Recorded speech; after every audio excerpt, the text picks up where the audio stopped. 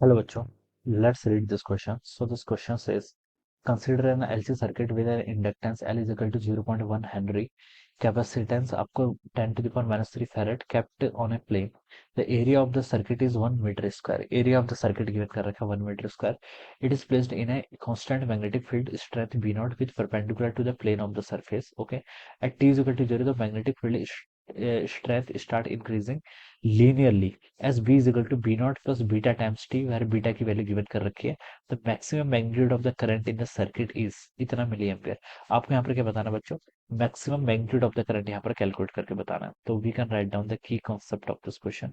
इस क्वेश्चन का बच्चों देखिए आप की कॉन्सेप्ट क्या लिख सकते हैं. आपको यहाँ पर maximum magnitude of the current यहाँ पर फाइंड आउट करके बताना है. ठीक है. तो देखिए बच्चों ये आपका एक एलसी सर्किट है. ये क्या आपका एक एलसी सर्किट है. एलसी सर्किट इस तरीके से है. एक आपका क्या यहाँ पर इंडक्टर है. ठीक है. इसका की कॉन्सेप्ट ऑफ एलसी सर्किट लिख लीजिए. क्या लिख लीजिए? LC circuit will be the key concept of this question. Okay. LC circuit में देखिए आपका इंडक्टर है. एक यहाँ पर आपका क्या कर रखा है, कैपेसिटर अटैच किया हुआ है. और यहाँ पर एक आपने इसको सोर्स से कनेक्ट कर रखा है. ठीक है. ये आपका ईएमएफ का सोर्स मान लीजिए आपका ई है. ठीक है. इसको मैंने ई बोल दिया. This is the EMF source. ठीक है. इसका इंडक्टेंस एल है. इसका कैपेसिटेंस कितना है? सी के इक्वल है. ठीक है. अब बोला गया कि देखिए एलसी सर्किट में इंडक्टेंस आपका गिवन कर रखा है, कैपेसिटेंस भी गिवन कर रखा है, एरिया भी गिवन कर रखा है. It is placed in a constant magnetic field. ठीक है. B not which is perpendicular to the plane of the circuit. Circuit के प्लेन के क्या बच्चों? परपेंडिकुलर है. ठीक है. तो देखिए मैग्नेटिक फील्ड है और यहाँ पर लिखा है कि magnetic field strength starts increasing linearly. Magnetic field क्या कर रहा है आपका? यहाँ पर इंक्रीज कर रहा है. ठीक है. P is equal to beta not plus beta t. ठीक है. The maximum strength. ठीक है. तो बच्चों पहले आपको यहाँ पर फ्लक्स कैलकुलेट करना पड़ेगा. कितना फ्लक्स आ रहा है? ठीक है. देखिए यहाँ पर आपका फ्लक्स आ रहा है. फ्लक्स किसके कारण आ रहा है? मैग्नेटिक फील्ड और इंटू एरिया. ठीक है. और मैग्नेटिक फील्ड परपेंडिकुलर है इस एरिया के. ठीक है. क्वेश्चन में बोला गया. ठीक है. तो आप बता सकते हैं यहाँ पर क्या आएगा? आपका फ्लक्स आएगा. फ्लक्स आपका देखिए चेंज कर रहा है क्योंकि मैग्नेटिक फील्ड टाइम के साथ इंक्रीज कर रहा है. फ्लक्स चेंज करेगा तो ईएमएफ आएगा. ठीक है. ईएमएफ यहाँ पर हम कैलकुलेट उसके अकॉर्डिंग यहाँ पर हम इंड्यूस ईएमएफ कैलकुलेट करेंगे. तो पहले आप फ्लक्स देख लीजिए बच्चों. फ्लक्स कितना है आपका? B vector dot A vector. ठीक है. मैग्नेटिक फील्ड भी इनटू द स्क्रीन है. ठीक है. और एरिया वेक्टर भी आप इनटू द स्क्रीन ही मान लीजिए. ठीक है.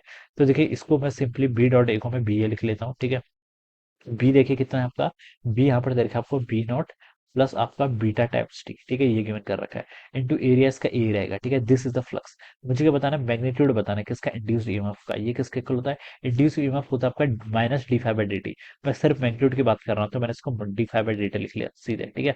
अब इसको टाइप के रिस्पेक्ट में डिफरेंशिएट करेंगे तो देखिए बच्चों बी नॉट तो कॉन्स्टेंट टर्म है, ये तो जीरो हो जाएगी. ठीक है. बीटा टी का डिफरेंशिएट करेंगे तो बीटा आएगा और एरिया से मल्टीप्लाई हो जाएगा. तो बीटा इंटू एरिया. ठीक है. This is our induced EMF. ठीक है. ये आपका मैग्नीट्यूड ऑफ इंड्यूस ईएमएफ हो जाएगा. बीटा की वैल्यू देखिए कितने गिवन कर रखी है आपको? 0.04. ठीक है. टेस्ला पर सेकंड इंटू एरिया. एरिया देखिए कितना है इसका?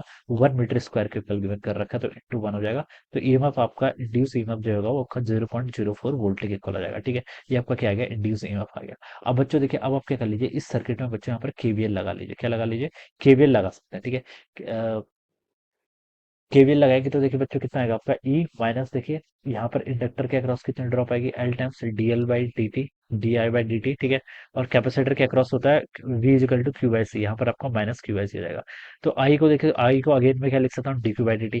तो एक सेकंड ऑर्डर डिफरेंशियल इक्वेशन बन जाएगी. क्या बन जाएगी? Second order differential equation. ठीक है. इस तरीके से भी सॉल्व कर सकते हैं इसको, लेकिन सेकंड ऑर्डर डिफरेंशियल इक्वेशन को सॉल्व करना इजी टास्क नहीं है. ठीक है. तो इसलिए हम इस अप्रोच को यहाँ पर छोड़ देते हैं. अब हम देखिए कोई दूसरी प्रॉपर्टी यूज करते हैं.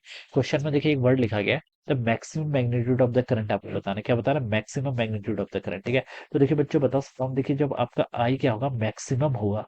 तो इसका मतलब क्या होगा? आपका D I by D T की वैल्यू कितनी होनी चाहिए? जीरो के इक्वल. मैक्सिमम करंट का मतलब क्या है? D I by D T आपका जीरो के इक्वल होना चाहिए. तो इस इक्वेशन में अगर मैं D I by D T को क्या कर दूं? यहाँ पर जीरो पुट कर देता हूँ. ठीक है. इस इक्वेशन में अगर D I by D T को क्या कर लेता हूँ? मैं जीरो पुट कर लेता हूँ. तो यहाँ से देखिए मैं क्या लिख सकता हूँ इस इक्वेशन को? देखिए ई ये वाली टर्म आपकी जीरो हो जाएगी. ई इक्वल टू आपका कितना हो जाएगा? क्यू बाई सी के इक्वल हो जाएगा. ठीक है. और यहाँ पर से मैं लिख सकता हूँ क्यू की वैल्यू कितनी हो जाएगी? सीई के इक्वल होगी. जब आपकी मैक्सिमम करंट होगी उस सिचुएशन पे आपका चार्ज कितना होगा? सी के इक्वल होगा. ठीक है.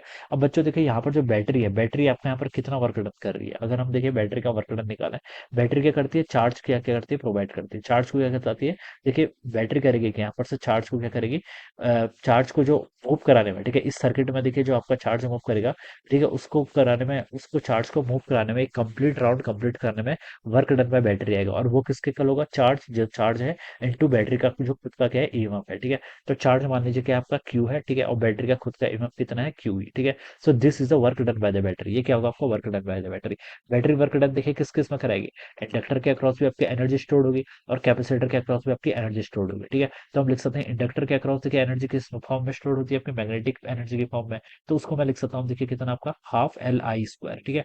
लेकिन मुझे मैक्सिमम करंट की कंडीशन में बताना है, तो मैं इसका लिख सकता हूँ एल आई का एल आई मैक्सिमम का स्क्वायर हो जाएगा, ठीक है। This is the energy stored in the inductor, ठीक है। प्लस देखिए आपका कैपेसिटर के अक्रॉस कितनी एनर्जी स्टोर्ड होती है आपकी, हाफ सी वी स्क्वायर होती है, ठीक है। लेकिन ये वाला फॉर्मूला यूज कर देते हैं, हाफ सी वी स्क्वायर या फिर Q square by two C. Q square by two C solve करते हैं क्योंकि क्यू की वैल्यू में बताया, ठीक है। तो ये कितना हो जाएगा आपका क्यू स्क्वायर बाई टू सी, ये टर्म आपकी यहाँ पर से ऐसे आ जाएगी, ठीक है। अब देखिए बच्चों यहाँ पर से क्यू क्यू इंटू ई, क्यू को देखिए आप क्या लिख सकते हैं, क्यू को आप सी इंटू ई लिख सकते हैं आई मैक्सिमम वाली कंडीशन में। तो यहाँ पर पुट कर देते हैं आप, तो क्यू हो जाएगा सी इंटू ई आ जाएगा, तो आपका सी ई का स्क्वायर हो जाएगा, ऑलराइट। और यहाँ पर आपका एल बाई टू, और यहाँ पर से कितना हो जाएगा आपका आई मैक्सिमम का स्क्वायर हो जाएगा, ऑलराइट। प्लस आपका क्यू स्क्वायर बाई टू से, ठीक है। क्यू को अगेन क्या लिख सकता हूँ मैं, सी लिख सकता हूँ, तो ये हो जाएगा आपका सी का स्क्वायर ई का स्क्वायर डिवाइडेड बाई टू सी, ठीक है। तो ये कितना हो जाएगा आपका, इसको यहाँ से मैं लिख लेता हूँ, देखिए सी का स्क्वायर ई का स्क्वायर डिवाइडेड बाय आपका टू सी, ठीक है। सी से बच्चों एक टर्म आपकी ये कैंसिल हो जाएगी, तो यहाँ पर सी स्क्वायर है, यहाँ पर आपका सी स्क्वायर बाय टू हो गया, ठीक है। इसको इधर लेके आ जाऊंगा तो कितना होगा आपका सी स्क्वायर बाय टू हो जाएगा, इजिकल टू देखिए कितना हो जाएगा आपका एल बाय टू टाइम्स आपका आई मैक्सिमम का स्क्वायर हो जाएगा, ये टर्म आ जाएगी, ठीक है। टू से बच्चों यहाँ पर टू कैंसिल कर लीजिए। आपको तो आई मैक्सिमम फाइंड आउट करना है ना, तो मैं सिर्फ आई मैक्सिमम को देखिए बच्चों यहाँ से क्या लिख सकता हूँ, अंडर रूट ऑफ कितना हो जाएगा आपका सी ई का स्क्वायर डिवाइडेड बाय एल। बस अब आप क्या कर लीजिए, इसमें यहाँ पर वैल्यूज पुट कर लीजिए, this will be the value for maximum current, ठीक है। सी देखिए कितना आपका 10 to the power -3 फैरेड के इक्वल है, तो 10 to the power -3 हो जाएगा इंटू आपका ई। ई आपने यहाँ पर कैलकुलेट किया था, देखिए 0.04, इसका स्क्वायर कर लीजिए।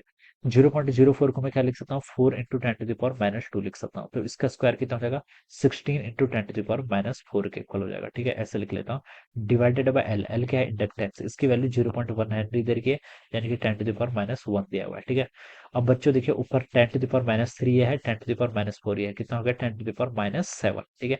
-7 हो गया, माइनस 10 to the power -1 ऊपर जाएगा तो +1 हो जाएगा, -7 में +1 करेंगे तो कितना आएगा आपका -6 आ जाएगा। तो इसको आप लिख सकते हैं कितना, 16 × 10 to the power -6 के इक्वल, ठीक है।